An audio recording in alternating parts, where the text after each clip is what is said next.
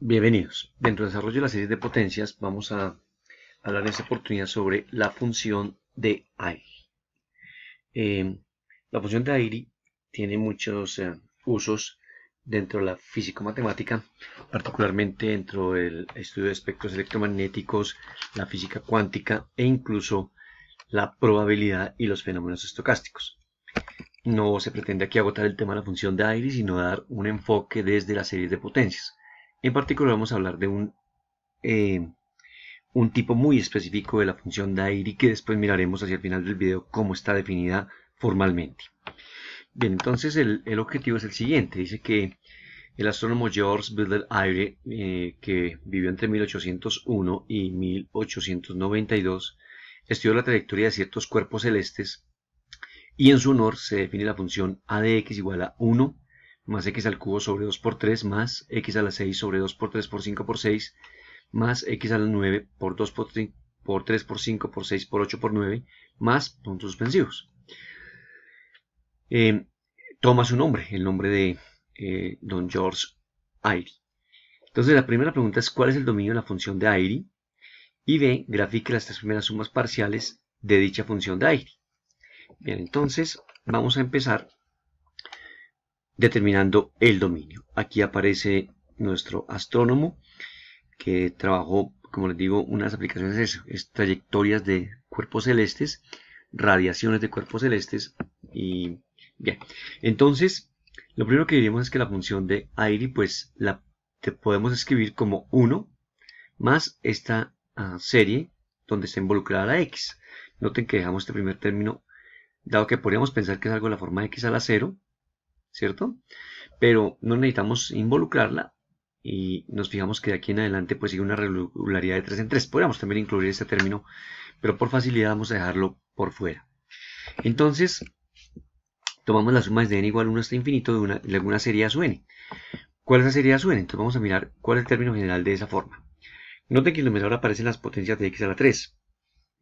Lo que resulta un poco más difícil es generalizar el denominador. Entonces miren que el numerador va a tener la forma x a la 3n, potencias de 3. Y en el denominador aparece 2 por 3 por 5 por 6 y miren la forma general que van a aparecer aquí en la productoria de los términos del denominador. Y es 3n menos 1 por 3n. Noten que la cosa funciona bastante bien, ¿no? Me explico, cuando n valga 1, 3 por 1, 3 menos 1, 2. Y 3 por 1, 3, o sea que queda 2 por 3, que son los que aparecen aquí evidentemente. Cuando valga 2, entonces 3 por 2, 6, menos 1, 5. Y 3 por 2, 6, o sea que queda, esos últimos términos serían 5 por 6. Pero pues ya teníamos los primeros términos, 2 por 3 por 5 por 6. Cuando valga 3, 3 por 3, 9 menos 1, 8. Y 3 por 3, 9, o sea que queda 2 por 3 por 5 por 6 por 8 y por 9, que son los que aparecen aquí. Y así sucesivamente. Bien, entonces la primera pregunta es, ¿cuál es el dominio de la función de Airy? Entonces vamos a hacerlo con el criterio de la razón. Entonces la prueba de razón que nos dice en la parte de convergencia. Recuerden que 3 apartados, pero nos situamos en el de la convergencia. Dice que si el límite cuando n tiende a infinito del valor absoluto de a sub n más 1 sobre a sub n es un valor L donde ese L es menor que 1, entonces dicha serie es absolutamente convergente y en consecuencia es convergente. Entonces procedemos. Hacemos el a sub n más 1 sobre el a sub n. Entonces tomemos aquí a sub n más 1 que sería x a la 3. Este n lo cambiamos por n más 1. El denominador tendríamos 3 por 5 por 6 por puntos suspensivos 3n menos 1 por 3n por el que sigue que sería 3 por n más 1, luego menos 1 afuera, por 3 que multiplica este n sería n más 1. Y el a sub n en el denominador tal como está.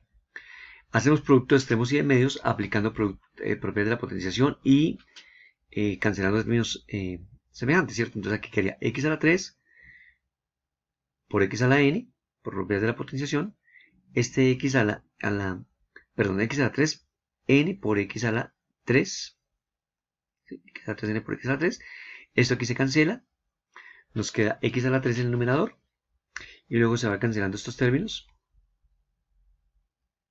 ¿sí? Se van cancelando, y nos queda aquí 3n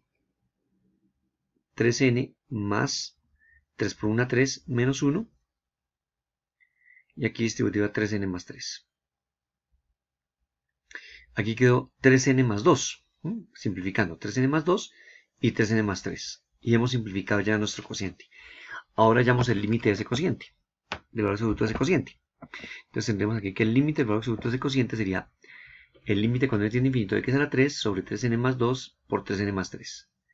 Como el límite está puesto sobre n, el x cubo sale del límite, valor absoluto de x cubo, y nos queda el límite cuando n tiende a infinito de 1 sobre 3n más 2 por 3n más 3. Noten que no necesito aquí ya la barra de valor absoluto, dado que estas son cantidades estrictamente positivas. Pues bien, cuando n tiende a infinito, este límite tiende a 0, o sea que nos queda x al cubo por 0, pero eso es 0. Como es 0, 0 es menor que 1, y converge para cualquier valor indistintamente de x. Miren que no depende del valor de x. Luego entonces el dominio de la función de aire son todos los números reales. Ese sería el dominio de la función de aire. Bien, ahora entonces vamos a graficar las primeras sumas parciales. Entonces, la función de aire es infinita, es un polinomio infinito de las potencias de 3 que tienen esta forma. Para graficar las primeras sumas, pues el primer aire pues será 1. ¿Sí? Entonces, el aire 1, vamos a tomar aquí realmente la función 1 más el primer término de esta suma. Entonces, 1 más el primer término de esta suma es x a la 3, 2 por 3, que son 6. Entonces, sería 1 más x a la 3 sobre 6. Entonces, va a ser una cúbica. Como el coeficiente es positivo, es una cúbica que empieza abajo, ¿cierto? Y pasa por 0,1. Vamos con la aire 2. Entonces, hacemos la segunda suma de esta parte. Entonces, quedaría 1 más x a la 3 por 2 por 3 más x a la 6 por 2 por 3 por 5 por 6. Hacemos las operaciones. Esto es 1 más x a la 3 sobre 6 más x a la 6 sobre 180, que es este producto. Noten que lo que hemos ido haciendo es sumando un término, el siguiente término a la función. Y el aire 3 pues sería 1 más x a la 3 sobre 6 más x a la 6 sobre 180. Y ahora el siguiente término, que sería x a la 9, perdón, aquí es un 9, quería hacer un 9, por 2 por 3 por 5, y ahora ¿qué seguiría? Pues por 6 por 8 por 9, que son los siguientes términos. Esto da x a la 9, y esta operación del denominador da 12.960. Entonces vamos a mostrar ahora esas tres sumas hechas en GeoGebra. He utilizado el GeoGebra en línea para hacer las sumas. Aquí está. La primera es la primera función de aire.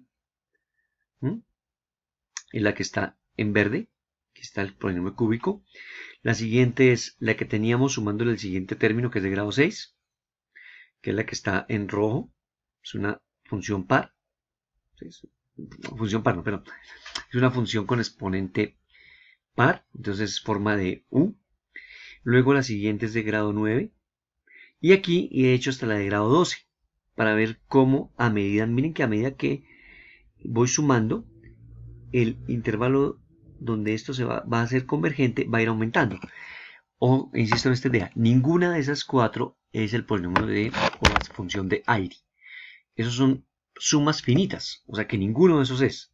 Se va acercando la función de aire a medida que yo vaya aumentando el grado del polinomio. ¿Por qué lo hice con GeoGebra Online? Si alguno prueba con la función de escritorio, algunas versiones de GeoGebra, ya cuando se trata de graficar este polinomio, se lo entrega prácticamente idéntico a este, lo cual resulta bastante raro y, de hecho, ilógico, dado que esta es un polinomio impar, el h es impar, mientras que el g es par. Pero ocurre eso porque el software ya hace que eso sea tan mínimo que asume que ese término lo elimina. Hay que ser muy cuidadoso cuando se usa software. Bien, entonces ahora vamos a ver aquí lo que he hecho con Wolfram Alpha para pilotear lo que es realmente la función de aire. La función de aire que estamos trabajando en este momento se denomina función normalizada de aire. Función normalizada de aire. Esta función normalizada de aire realmente no es propiamente la función de aire. La función de aire es una función compleja. Entonces la función que tenemos aquí normalizada de aire realmente está definida a partir de la función de aire y de la función de Bessel. Entonces, ¿qué es lo que se hace? Se normaliza de la siguiente manera. Raíz cuadrada de 3 por la función de aire más la función de Bessel ¿sí? La función de Bessel que depende de x sobre la raíz cúbica de la función de aire evaluada en 0 por la función de Bessel evaluada en 0. Y eso nos normaliza a la función que tenemos escrita al comienzo de esta presentación. Eso es lo que se conoce como función normalizada de aire.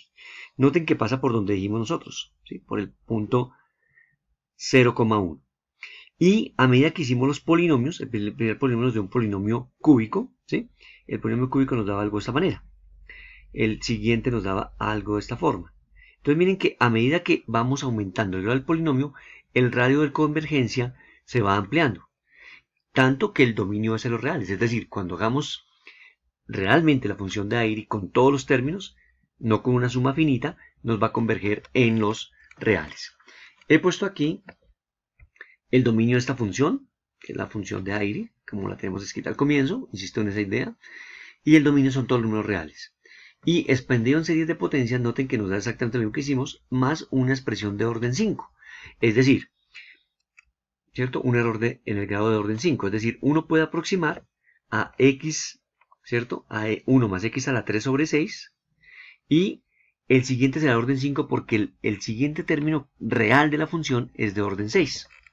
¿Sí? El siguiente término de la suma de la función, las sumas parciales de la función o de la función real, va a ser de orden 6. Por eso aparece una expresión de esa forma. Eso es lo que uno expresar o debe comprender a la hora que el software le entregue dicho resultado. Bien, entonces precisamente la actividad para el visitante la vamos a dejar alrededor de las funciones de Bessel. Se dice que la función j1 de x igual a sumatorias de n igual 0 hasta infinito de menos 1 a la n por x a la 2n más 1 sobre n factorial, factor de 2n más 1, factorial, por 2 a la 2n más 1 es la función de Bessel de orden 1. Hay funciones de Bessel de orden 0, de orden 1, de orden 3, etcétera, etcétera. Bien, entonces la primera pregunta es ¿cuál es el dominio de la función j1 de Bessel o de orden 1 de Bessel? Grafique las primeras tres sumas parciales de dicha función de Bessel y consulte la forma general de una función j1 de Bessel. Las funciones de Bessel tienen mucha aplicación en acústica, en membranas, cuerpos vibrantes o cuerpos que presentan movimientos oscilatorios. Esos movimientos oscilatorios pueden ser de masa o de energía. Muchas gracias por su visita. No olviden dejar sus comentarios, seguir visitando nuestra página y si bien lo tienen, suscribirse. Gracias.